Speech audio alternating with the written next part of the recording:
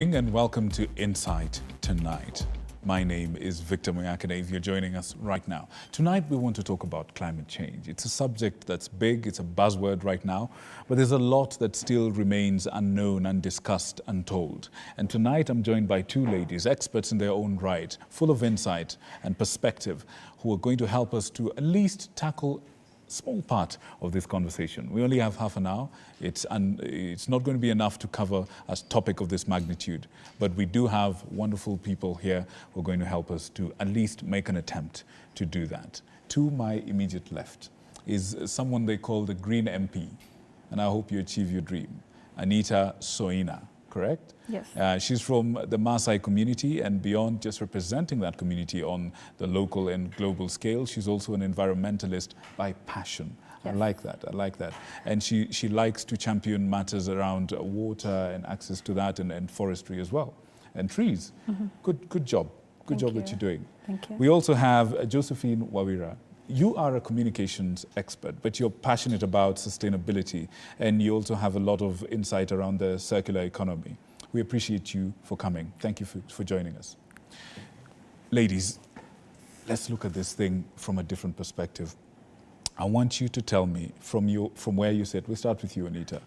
What is the problem currently with how we are dealing with climate change? From where you sit. You've been active in this space. Yeah. What do you see is going wrong? Okay. From where I sit, I would say there's lack of political goodwill from across the world, where we really are transitioning well when it comes to words, but then we don't really see the actions being put, and we don't see actions well enough to be able to see that we are really keen on combating climate change. I say so because I have been in the space, like you said, by passion and not by profession. So I am in the space to learn. But then I've realized that when you educate the community and tell them what they need to do, then it is not as hard as convincing leaders to put policies in place that can. Yes. Tell us why. The reason being, right now you realize that the effects of climate change are very evident. It's not as long ago where you had to convince someone and tell them that, you know, we need to start being environmentally conscious and practicing this and this for us to take care of the environment. But right now, with the current effect, for example, in my community, it's not even a story. It's things that we can see. So it's easy to actually convince the communities to be able to contribute to climate action or to be able to shift the practices. Let's see, from the news that you were covering, you saw that in Marsabit, they are now transitioning to agriculture. That shows that the community can. The young people as well, who are said to be the leaders of today, you can see that we have so many voices from the young people. Young people are no longer saying that we want to be heard, but they are saying, I am coming to the table because these are the solutions that we have to climate crisis. So to me, my problem still remains lack of political goodwill, and that's why I went for that seat. Oh, is that so? Yes, yes. A change from within? From within the corridors of power. Trojan horse type of thing. Yes. Josephine, from where you sit, where are we getting it wrong? I think first of all is to admit that, like she said, the effects are very clear right now.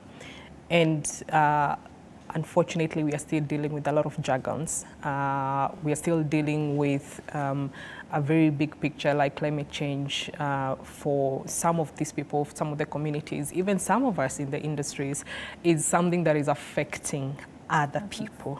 All right. So bringing it home, and I'm glad to see stories like what you have done, because that now brings out the perspective of how is climate change affecting people on a day-to-day basis. How is the farmer losing crop yields because of prolonged droughts or rainfall, and how can they be able to adapt to climate change impacts? For instance, I'll give you a story in South Sudan, right, where a certain village was farming maize and millet and sorghum. However, changes in climate meant that their farms now are flooded. Their fields now full of water. Right. The possibility here of going into despair is very high. but because of that sensitization and awareness creation from people who know better, people like us having a conversation right now, people moving from having the talk and going to the ground to help communities adapt and become more resilient, this village is now transitioning to rice farming.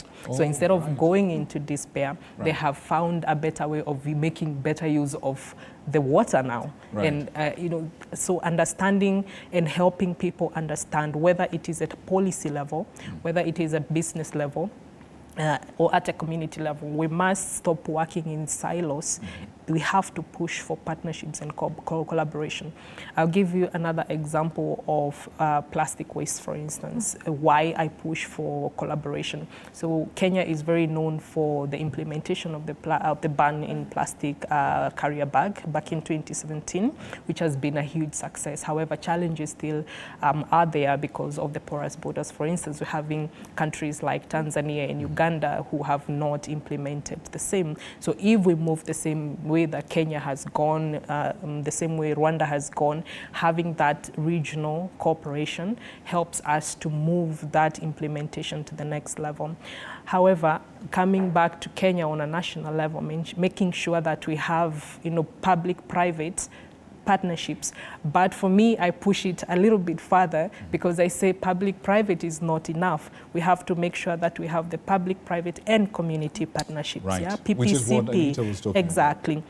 And so that, just on that point of community, it seems to me, ladies, that in conversations around climate change, and you've touched on this, we're rushing towards wonderful policy, wonderful conferences with wonderful declarations, and we're forgetting one key component of all this, people. Can you tell us in what ways, and you can finish your point, help us to understand in what ways we are failing to include people, and in what ways are we going to lose out because of that? I recently, and I like giving, because I'm a communications expert, I like simplifying this whole story. Right. And I recently, last month, was in Rwanda on the same mission to kind of understand what is working for them and what is not working for us. And the most surprising thing that I learned is that Rwanda is speaking their policies, and especially on environmental issues, from Kenya. Is that so? Because Kenya is very good at putting in place, we are actually globally recognized for putting in place policy and regulations and legislations that support climate change mitigation, environmental protection, and all that. The only difference that there is, and I am not ashamed of saying this, is implementation. So moving from having that policy on paper to action. So like you're saying, even tomorrow I'll be hosting a forum, a roundtable that will be bringing together development partners, government, private sector, the youth in celebration or ahead of the Youth Day, but again bringing the conversation on sustainability, green jobs, and how we all can contribute.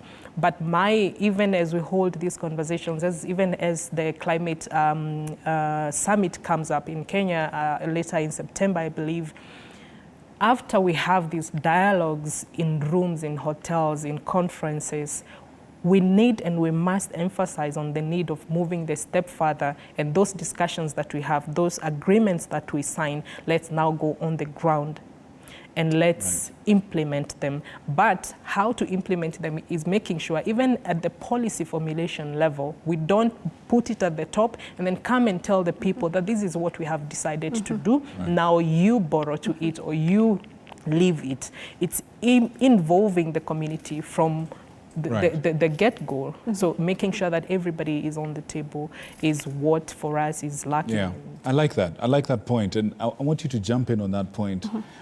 Some of the solutions that have actually been put out in other parts of the world have actually been community initiated and community led and community implemented, and to great success. And can you tell us, for example, the community that you come from. In some of the work that you do, I've seen you've been involved in quite a lot of work on the grassroots level. What sort of solutions are coming from the community level that do not have the same sort of support from the leaders as yourself? Yeah, I will start by saying that most of the times, like She has said, we have these discussions on the global level, for example. without having to consult and to understand from the community. You have not stayed with the community to understand where the shoe pinches. You have not sat down with them to understand that if you are going to ask them not to practice A and to shift to B, is that a good alternative for them? Are they in a position to even be able to shift from A to B?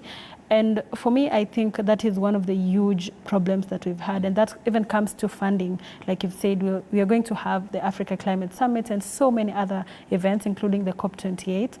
And then you realize it's so easy to fund such travels, but then it is not easy to fund communities and their own projects.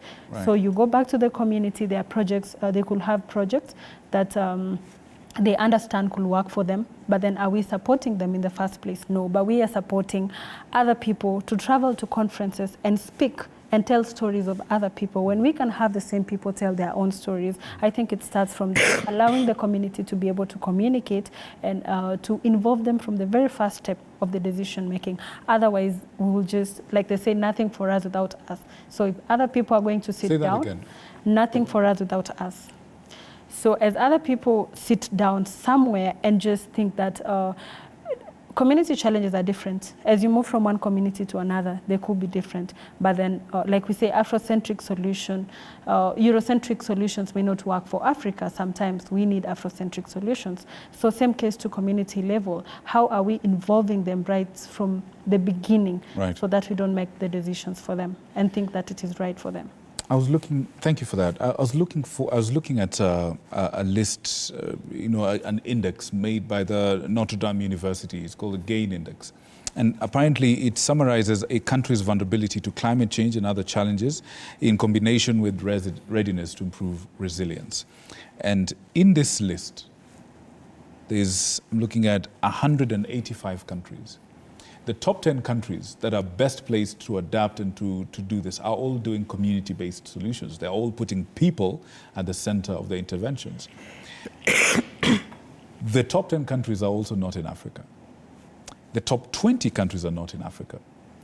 The top 50 countries are not in Africa. The first African country on that list is Tunisia at number 69, followed very closely by Morocco. And then there's no African country for a long time until you get to Africa in the red list, the bottom list. There's this word, kitaturamba, right? Can you tell us how some of these Eurocentric, as you put it, let me come to you, these Eurocentric policies and solutions, help us to understand how they're actually doing more harm than good on the ground and what should be done about them? So one of the most unfortunate facts is that Africa contributes least to global emissions, but Africa suffers the most. And I remember making this argument to a group of people, and they were not very clear on why is this the case, because I think from the beginning you asked the question, are climate change solutions that we are implementing today working, and if not, why not? One thing that we must admit is that even in Africa, we are trying the best that we can to implement solutions that work, that will help us to become more resilient to climate change impacts. And yet, the effectiveness and long-term sustainability of these solutions are also impacted and based on other factors like technological advancement, innovations, all those other things that you find that some of the European countries are more advanced than Africa is in terms of implementing preparedness. Again, there is also this notion that we also, you see the way I've said and started with this statement that, these are the big contributors, so they need to take more responsibility for what they're doing. So bringing that back home and saying, fine, we are where we are, so how about homegrown solutions? Because like she said, what works for them may not work for us. And we cannot wait for always depending on international resolutions, international legislations. We need to come back, yes, benchmark, but when we come back home, let's find solutions that work for us. Whether it's at policy implementation or formulation level, let's not always, say this is working for Europe, so let's copy paste and come and do it here. It's not gonna work, because the needs of the communities, the needs of the people, the needs of our county governments, the needs of everybody in Kenya is not the same as the need of the people in Rwanda, in Tanzania, in South Africa, in Nigeria, in Morocco, in Denmark, or in other countries. You understand? So understanding and that baseline information, baseline data, which is a very big challenge right now that we face. So knowing what works for us, what are the immediate community needs that we have today, what are the challenges that they face, and what works for them. Because I always like to say this, and I recently concluded on a project paper, and I was looking at how to empower African communities through communication strategies that help them to increase adaptation and resilience. And one of the realization that I came to admit, and I hope to help other people admit, is that climate change, in fact, in Africa, they didn't start yesterday.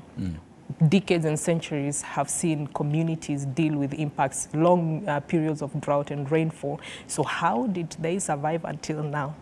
So that means there are strategies that those communities have indigenously put in place. There is indigenous knowledge. Away from conferences. Exactly. That, there are strategies and methods that have worked for them for years, even without us coming to tell them what to do. But are we tapping into that? Exactly. So now we need to, that's why I'm saying, let's go to the ground and say, what has worked for you?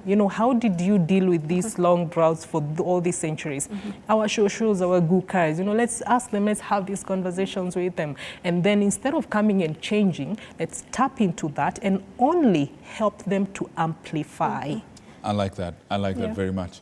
Let me shift the conversation a little bit. And Anita, your community is the community that you come from is a pastoralist community.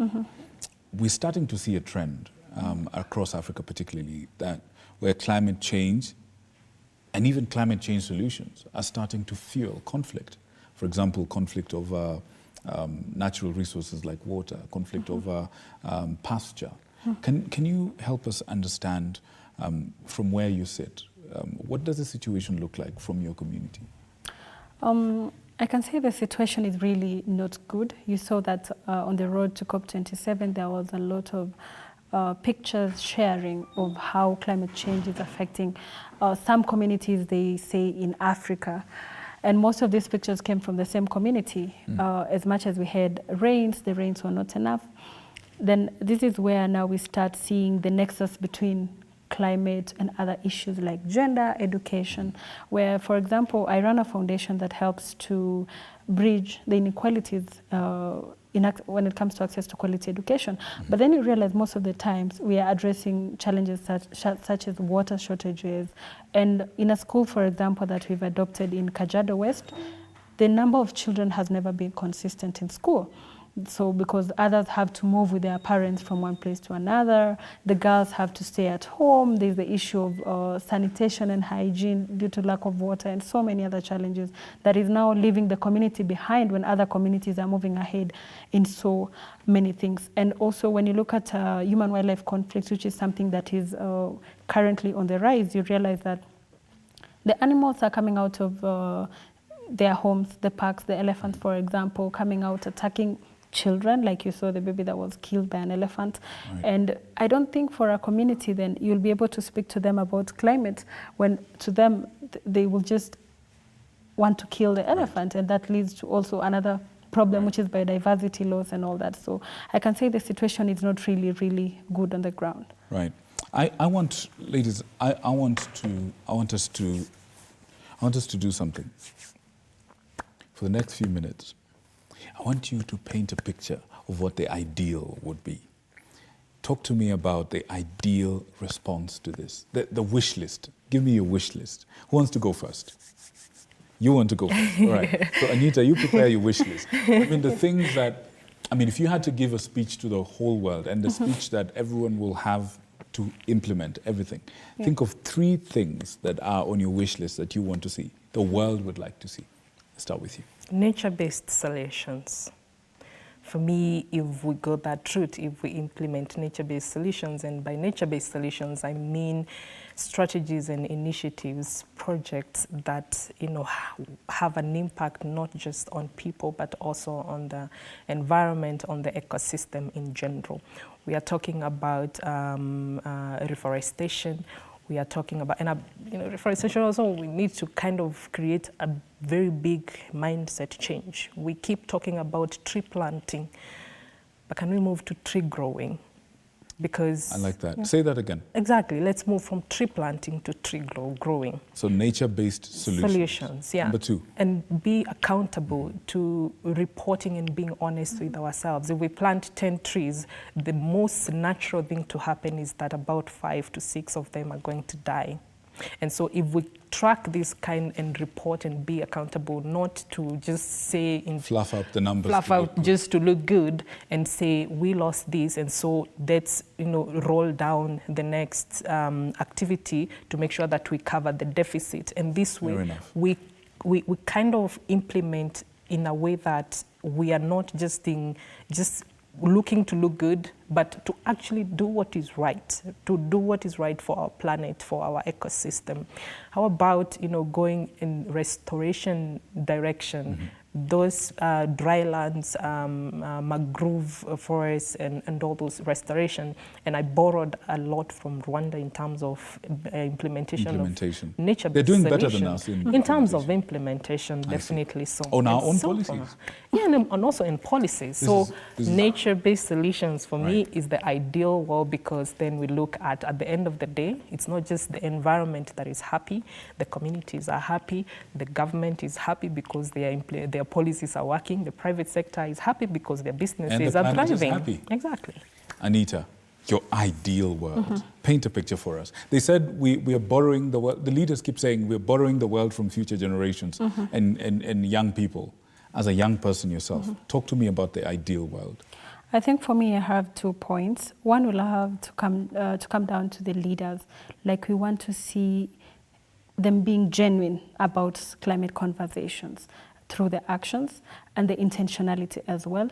And that has to come now through meaningful engagement of the communities, like we mentioned, and also meaningful engagement of the youth. I am speaking for the youth because I understand the youth have a stake when it comes to the health of our planet. But then, like our former Minister for Environment once told us, that the challenge we have is that when youths are involved, it's symbolic and episodic, where it's not really meaningful. We just engage to tick the box. And I think that also happens at the community level, where we just want to show that we are at the community, but it is not meaningful. I see. Yes. I see. Ladies, I appreciate you for your insight. Like we said, it's a big conversation, but I appreciate that the 3 of us have made a few blows at this big giant that we're facing. I have some takeaways. Nature-based solutions and honesty in terms of reporting and implementation, right? And for you, basically put your money where your mouth is and involve the communities, involve the youth in a meaningful way. Yes. And not, what do you say, episodic? Episodic and symbolic. Goodness. Yes. Right. I promised you at the beginning of this that we'll get some insight from this. I really sincerely hope that you've learned something from our dear guests tonight. My name is Victor Moyakane. I'd like to call it a night on Insight Tonight, as well as the Daily Report. Join me again next Tuesday and on Thursday as we look at this subject from another angle. Our guests will probably join us once more. Yeah, please. Definitely. Yeah, come over with me. Sure. Thank you so much. There's still a lot more. Have a good evening, and may God bless you. Up next is VAR. Thank you, ladies. Appreciate you. I know we really didn't have much time, but I appreciate you. Can I just say, do you guys ever watch yourselves?